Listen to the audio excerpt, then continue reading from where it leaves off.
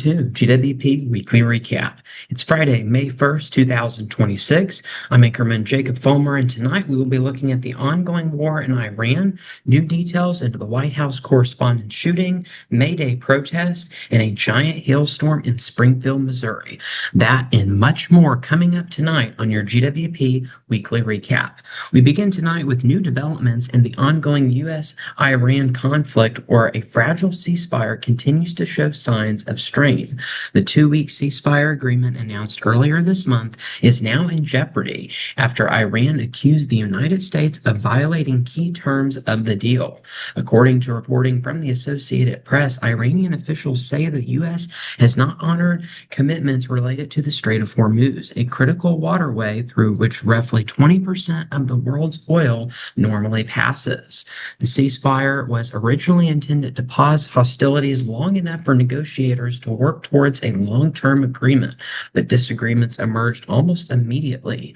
Iran's initial 10-point proposal was rejected by the White House as unserious and only later replaced with a version U.S. officials described as more workable. Meanwhile, tensions escalated again when Iran reimposed restrictions on the Strait of Hormuz on April 18th, reversing its earlier decision to reopen the waterway. Iran's Joint Military Command declared that control of the strait had returned to its previous state, warning that restrictions would remain in place as long as the U.S.'s naval blockade of Iranian ports continued. That blockade, announced by President Trump, is set to be enforced impartially against vessels of all nations. CENTCOM says the blockade will allow ships traveling between non-Iranian ports to pass through the strait, but all Iranian ports will remain sealed off until Tehran agrees to a broader deal addressing nuclear issues and regional security. The conflict has now entered its seventh week, with thousands reported killed and global oil markets experiencing significant volatility. Intelligence analysts also report that all commercial traffic through the Strait of Hormuz briefly halted after the blockade announcement, according to Lloyd's List Intelligence. Diplomatically, the situation remains tense. A second round of U.S.-Iran talks scheduled in Pakistan is now uncertain, with Iranian officials accusing the U.S. of maintaining a maximalist position. U.S. officials, meanwhile, say Iran continues to push for nuclear capabilities, a claim Tehran denies. Humanitarian concerns are also mounting. Aid groups warn that continued blockades and military operations are worsening shortages of fuel, medicine, and essential supplies across the region. While these reports vary, analysts agree that the humanitarian situation is deteriorating as negotiations stall. In short, the ceasefire remains technically in place, but only on paper. Both sides continue to accuse the other of violations, and the path towards a lasting agreement appears increasingly uncertain. Back here at home, we're learning much more tonight about the security breach that shook Washington last weekend. Federal officials have now identified the suspect as 31-year-old Cole Thomas Allen, a teacher and mechanical engineer from Torrance, California. According to NBC News, Allen traveled by train from Los Angeles to Chicago, and then from Chicago to Washington, D.C., arriving at the Washington Hilton 1 to 2 days before the event and checking into the same hotel where the dinner was held. Authorities say Allen was armed with a shotgun, a handgun, multiple knives, and an ammunition bag when he charged through a Secret Service metal detector positioned one floor above the ballroom, where President Donald Trump and senior administration officials were gathered with roughly 2,600 attendees. Newly released Justice Department video shows Allen sprinting through the checkpoint with a shotgun in his hands and shooting a Secret Service officer who survived only because he was wearing a bulletproof vest. Investigators have confirmed the officer was not struck by friendly fire, but by Allen's weapon during the exchange of gunfire. Inside the ballroom, Secret Service agents moved quickly. President Trump and top cabinet members were evacuated within seconds of the first shots being heard, according to officials who spoke with NBC News. No guests were injured. Moments before the attack, Allen sent a note to family members apologizing and stating stating that he believed it was his duty to target Trump administration officials. In the writings, he described a list of prioritized targets and criticized what he believed was lax security at the hotel. Prosecutors say Allen had been casing the hotel the day before, walking hallways, pointing at fixtures, and entering the gym without exercising. Behavior captured on surveillance video released by the Justice Department. Allen now faces 3 federal charges, including attempted assassination of the President of the United States, interstate transportation of a firearm and ammunition with intent to commit a felony, discharge of a firearm during a crime of violence. Each charge carries several penalties, including up to life in prison for the attempted assassination count. He remains in the federal custody after a judge ordered him held without bond as the investigation continues. Prosecutors have also released photos Allen took in his hotel room shortly before the attack, showing him dressed in black with a red tie, wearing a shoulder holster and carrying a small leather ammunition bag. Officials say they are still analyzing Allen's electronic devices, including laptops and hard drives, seized from both his California home and his hotel room in Washington, D.C. The incident has raised serious questions about security protocols at the Correspondents' Dinner. From Washington to the streets of America's largest city, today was a major day of demonstration. Workers across the country walked out, marched, and rallied, calling attention to wages, inflation, and workplace protections. Of course, what we're talking about are the nationwide Mayday demonstrations. According to reporting from the Associated Press, Mayday, also known as International Workers' Day, saw large coordinated walkouts and marches in major cities, including New York, Chicago, Los Angeles, and Seattle. Organizers urged participants to skip work, school, and shopping to highlight the economic impact of labor when it's collectively pauses.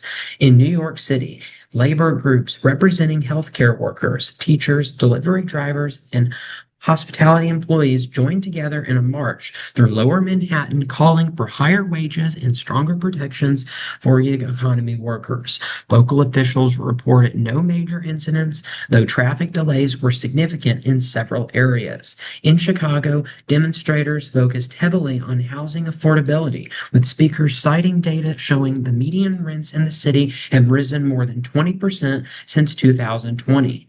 Protesters also called for expanded tenant protections and increased investment in public housing.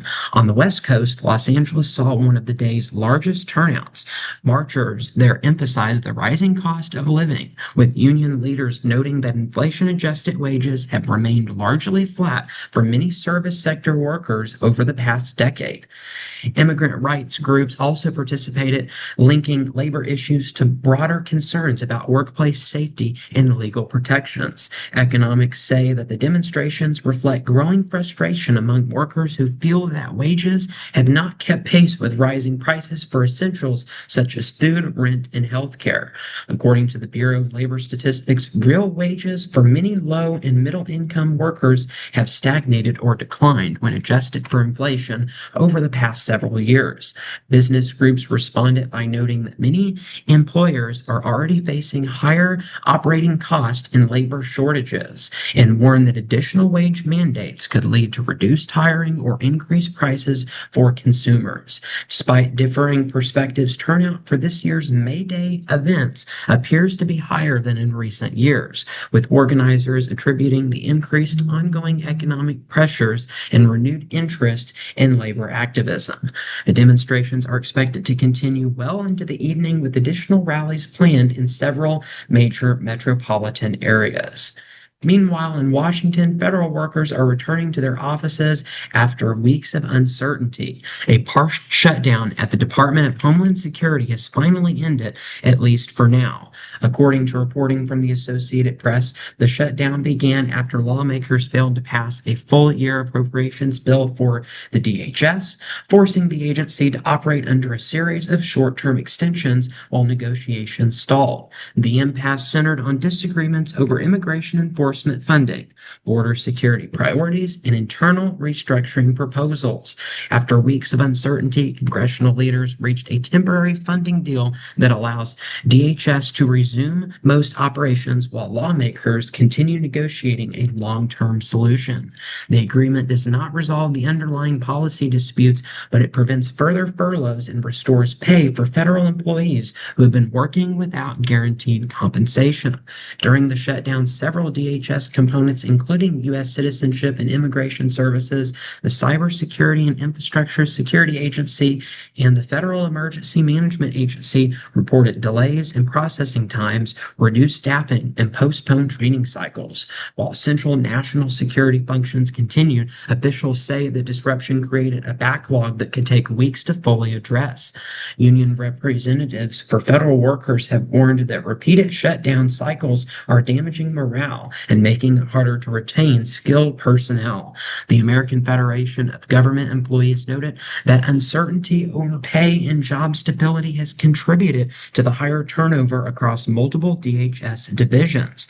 Economics say that the shutdown's broader impact on the national economy is likely to be modest but measurable. Previous federal shutdowns have shown that even short disruptions can reduce consumer spending, delay government contracts, and slow administrative processes that businesses rely on. The White House has also urged Congress to finalize a long-term funding bill, arguing that DHS cannot operate effectively under a series of temporary measures. Lawmakers on both sides acknowledge that another shutdown remains possible if negotiations break down again before the next deadline. For now, the Department of Homeland Security leadership says their priority is restoring normal operations, clearing backlogs, and ensuring the critical national security functions remain uninterrupted as the agency returns to full staffing levels. Now, as we turn to Missouri, the state legislature is moving forward on transportation measure that could change speed limits on certain highways. Of course, this is a story that we've previously covered here on GWP, with the main concern of raising the speed limit from 70 to 75. In Jefferson City, Missouri, lawmakers have advanced a transportation measure that would update speed limit rules on certain state highways, part of a broader wave of legislative activity ahead of the 2026 ballot cycle. While the Missouri House has debated several transportation and public safety bills this session, the broader political climate has been dominated by disputes over ballot initiative powers, which have shaped nearly every major policy discussion in the Capitol this year. According to the Associated Press, lawmakers have been pushing a series of measures aimed at tighten legislative control over voter-approved laws, including those related to transportation, labor, and public safety. The speed limit bill itself, which would authorize the Missouri Department of Transportation to raise limits on select rural highways after engineering reviews, moved forward during the same special session in which lawmakers also debated constitutional amendments affecting voter-initiated laws. The AP reports that these overlapping debates have created tension between legislator and citizen-led groups, many of whom argue that lawmakers are increasingly overriding voter-approved measures. Supporters of the speed limit bill say the measure is designed to modernize outdated traffic laws, improve consistency with neighboring states, and allow MoDOT to adjust limits based on updated safety data. They argue that many rural highways were engineered for higher speeds than currently posted, and that raising limits in select areas could reduce congestion and improve travel efficiency. Opponents, however, warn that higher limits could increase crash severity, particularly in rural counties where emergency response times are longer. Some lawmakers have also expressed concern that the bill is being advanced too quickly, aimed larger political battles over ballot initiative authority, battles that have overshadowed many policy discussions this year. The AP notes that Missouri's legislators have recently taken aggressive steps to repeal or revise voter-approved measures, including those related to paid sick leave, minimum wage adjustments, and reproductive rights protections. Critics say this pattern has made it harder for transportation and infrastructure bills, including the speed limit measure, to receive focused debate without being pulled into broader ideological fights. The speed limit bill now heads to the Missouri Senate, where additional amendments are expected. If passed, MoDOT would begin conducting engineering studies later this year to determine which stretches of highway qualify for updated limits. This, of course, is really big information because that will make the decision of whether or not it can be raised or not. And again, it's very important to emphasize the fact that this would just allow for the state of Missouri to review the possibility of changing the speed limit, not necessarily change the speed limit automatically. And so that's some more important information with that. And finally, tonight, severe weather has once again hammered the Midwest. Although we've been calm the last couple of days, Springfield is cleaning up after what meteorologists and emergency officials are calling the most destructive hailstorm in the city's recorded history. The storm struck Tuesday afternoon, April 28th, producing hailstones as large as 4.75 inches in diameter, nearly the size of a CD, the largest ever recorded in Springfield or Greene County, as reported by Ozark first. The National Weather Service confirmed multiple reports of baseball to softball size hail, with the heaviest damage concentrated on the north and west sides of Springfield. Hundreds of vehicles at the Springfield Branson National Airport were damaged, with airport officials estimating that 95% of the 1,500 parked vehicles sustained hail impacts. 25% suffered shattered windshields and sunroofs. City utilities reported 10,100 customers were without power shortly after the storm. The gas meter also reported damage, prompting warnings for residents to evacuate immediately if they smelled gas and to call 911. The Dickerson Park Zoo also sustained heavy damage. A 21-year-old emu was killed. The zoo also closed Wednesday for repairs. Emergency crews responded to nearly 30 weather-related crashes across Greene County between 11:30 a.m. and 3 p.m., including 5 with injuries. Several Springfield police vehicles were also damaged by hail. The Springfield Greene County Office of Emergency Management described the hail as a mixed bag, ranging from pea-sized to baseball-sized hail, with the worst destruction in northern western neighborhoods. According to NOAA's storm event data, Greene County has only recorded 6 instances of 3-inch hail since 1950, and never anything approaching what we had with Tuesday's storms at 4.75 inches in diameter. Meteorologists say the storm's combination of wind shear and atmospheric instability allowed hailstones to grow unusually large before falling. Local insurance agents report that claims are already flooding in, with some calling it the largest single-day hail damage event they've ever seen. Given the scale of destruction, experts believe this could become the worst or the most expensive hailstorm in Springfield's history, potentially tripling the previous county record of $4 million in damage. So again, over $10 million in damage. That's how much damage we could be looking at from this big hailstorm that we had there in the Springfield area. All right, well, that wraps us up on that. That concludes us for news. Now we'll go ahead and we'll move into weather.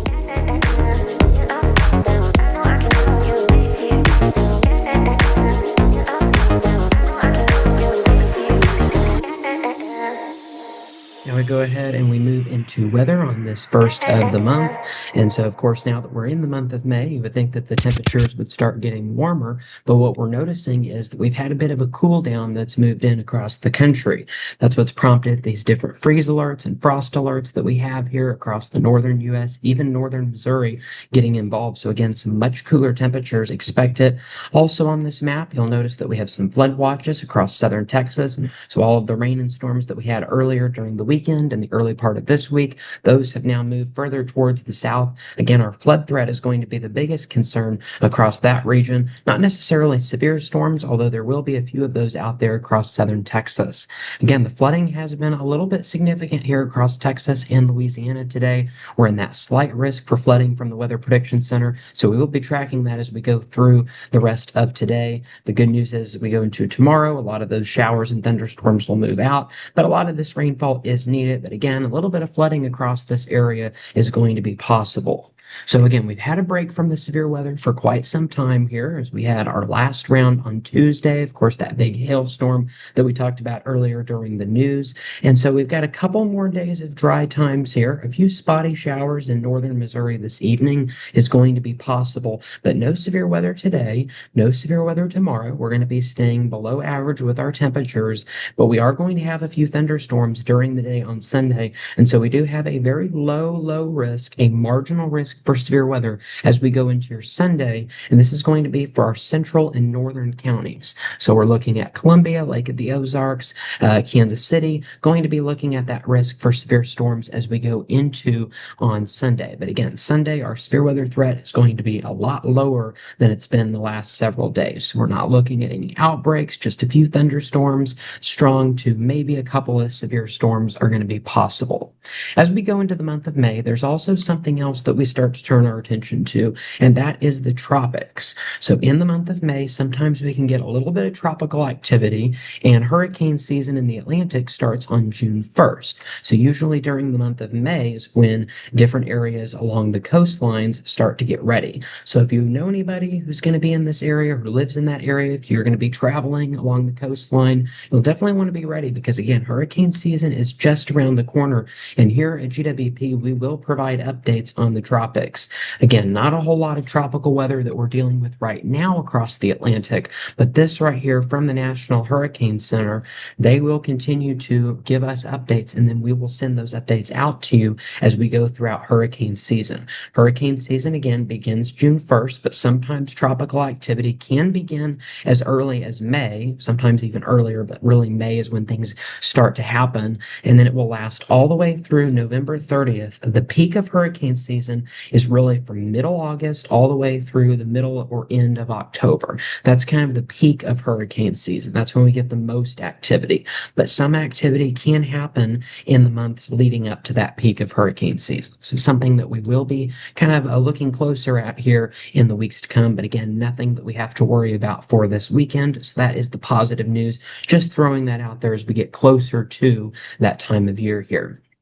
Now we'll go ahead and we'll just kind of look at our forecast across the country over the next 5 days. And so again, we've got those rain, those showers that'll build into the deep south here along the Gulf Coast as we go through the rest of this weekend. This is an area that's been pretty dry during the month of April, so that'll be definitely some needed rainfall. A little bit of rainfall across the East Coast as well as we go towards the weekend, with cooler times remaining in place here for the next couple of days across the state of Missouri. Things will warm up a little bit, and then again, we'll have a few storm chances as we go into Sunday night, mainly across central and northern Missouri. Not a whole lot of concern with that. And then bigger chances for rain as we go into Tuesday and Wednesday with some snow across the Rockies expected. That's going to stay in the higher elevations.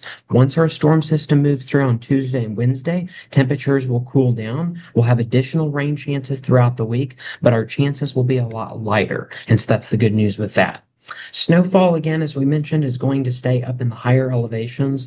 Once we get into the month of May, unless you're in the mountains, you typically don't see snow, especially here in Missouri. There's actually no recorded instances where we've had measurable snowfall in the state of Missouri during the month of May. Flurries have been reported, but as far as measurable snow, that doesn't really ever happen during the month of May. So that's good as we go into May. Winter weather has kind of wind it down for the season. As far as rainfall goes, we're looking at a few inches of rainfall possible in the state of Missouri, but nothing in comparison to what we've been dealing with over the last several weeks here.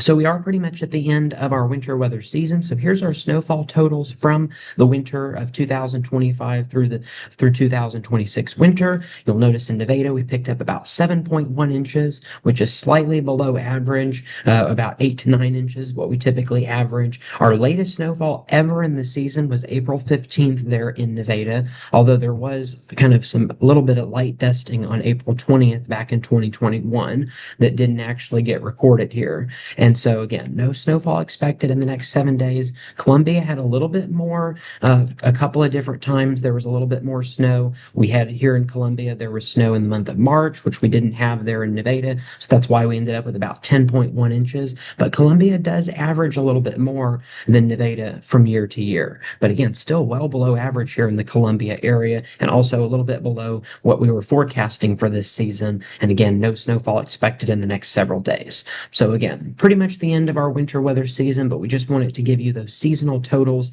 now that we're at the end of the winter season. And so now we kind of shift our focus towards our rainfall totals. We've now picked up over a foot of rainfall so far this year. And so this includes all types of precipitation. So keep that in mind. Snow and sleet are also accounted for. Hail, all of that is accounted for here within these rainfall totals. And you'll notice for the month of April, now that we've ended the month of April, we had about 7.3 inches in Nevada. That's a couple inches above the 5-inch average there. And then as we talk about Columbia, we were also an inch above average on rainfall for the month of April. Going into the month of May, typically in Nevada, that's our wettest month. We typically get around 6 inches of rainfall there during the month of May. So far, of course, we're on May 1st, so we haven't had any rainfall yet. In the next 7 days, we're forecasting about a half an inch to 2 inches, a little bit more in the forecast here in Columbia at about 1 to 3 inches. So we'll have to see what happens. But again, wetter times expecting to continue during the month of May. So we'll see if we can hit those averages, as again, we are starting to get a little bit closer to where we should be as far as that rainfall goes overall for the season. Now we'll look here at your temperature outlook across the country, so staying well below average across the majority of the country for the next several days. Then as we go into Sunday and Monday, the warmer times are going to return out west and even here across the state of Missouri as we go into Sunday, Monday, and Tuesday. But then as we go towards the middle and end of next week, especially across the central and eastern half of the country, temperatures will return to below average, certainly much different from what we saw during March and April, staying above average out west as we go towards the end of next week. And by next weekend, temperatures will kind of be on that roller coaster once again as we'll go back and forth from being slightly above average to slightly below average. So we're going to be going again, kind of in that back and forth across the areas. Over the next 6 to 10 days, we're talking about overall from the Climate Prediction Center. So this is from May 7th through the 11th. Temperatures expected to stay below average here across the state of Missouri. Precipitation, again, there will be chances for precipitation, but it's not going to be a whole lot. And so we're going to say about normal as far as those precipitation forecast. So let's look at your week 3 to 4 outlook. We're expecting above average temperatures. So again, even though it looks like we're going to start off the month a little bit below average, it appears that we're going to have a warm ending to the month. And so that should overall balance us out to near average, above average on precipitation in the later part of the month. But again, temperatures overall during the month of May are likely going to be around average. It appears the first half of the month, we're going to be about 5 to 10 degrees below average overall. And then the second half of the month, we're going to balance that out at about 5 to 10 degrees above average. So that's kind of what we're looking at going here into the month of May. As far as precipitation goes, it looks like that things will start to dry out with precipitation returning for those areas that have been below average on precipitation. So that rainfall that we're dealing with today across Texas and Louisiana certainly looks to be a sign to come as we go into the month ahead here. Now we'll go into your hazards outlook. We're looking at temperatures below average across the Great Lakes region, and then even heat risk across Arizona, California, and Florida, where things are going to be staying a little bit warmer. So extreme heat will be returning as we go into the month of May. So we'll want to make sure to get ready for that as we get into the summer months. Precipitation staying above average across the southern region and eastern region, not including us here in Missouri, and then wind risk as well. So with some of those storm systems, we could be looking at some stronger wind gusts, especially across the eastern half of the country. That's it for weather. Now we'll move into sports.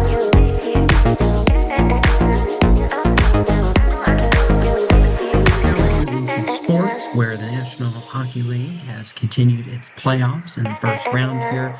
We had many different games that went into overtime this past week, including the Golden Knights, who won 5-4 in overtime Monday night in Game 4 in that series. And then the game went into double overtime on Wednesday night between the same two teams.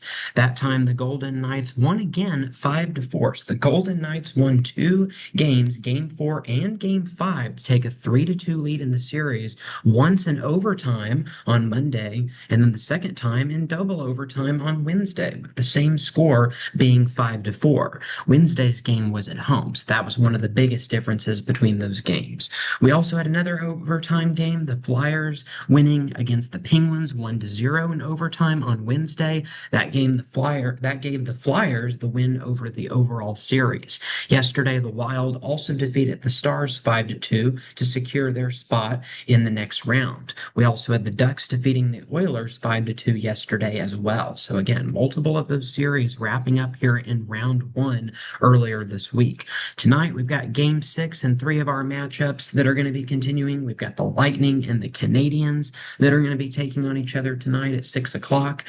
We've also got the Golden Knights, who are leading that series, as we mentioned, 3-2, taking on the Mammoth. So we've also got a few other games as we go into Sunday. The first round of the NHL will be wrapping up on Sunday, and tomorrow we will move into the second round with the Flyers and the Hurricanes for your Saturday. So again, this week we're starting to see that transition from round one into the second round there in the NHL playoffs. But again, it's been certainly an exciting one with many games going into overtime, including one series that's already had two overtime victories. So that's what we've seen in the NHL playoffs. Of course, we've also been tracking the NBA playoffs that have been just equally as exciting this week. We had the Spurs defeating the Trailblazers 4-1 in that series. A game five, they won 114-95. That was on Tuesday night. And then we had the Pistons defeating the Magic 116-109 Wednesday night. So that was another close one. We also had the Knicks winning in game six. They won the series against the Hawks 140-89. So a very impressive 51-point victory last night by the Knicks. We also had the 76ers moving on, or at least tying the series with their win yesterday against the Celtics, 106-93. The Timberwolves defeated the Nuggets 110-98, winning that series 4-2. Later tonight, the Pistons and the Magic will be taking each other on once again at 6 p.m. tonight.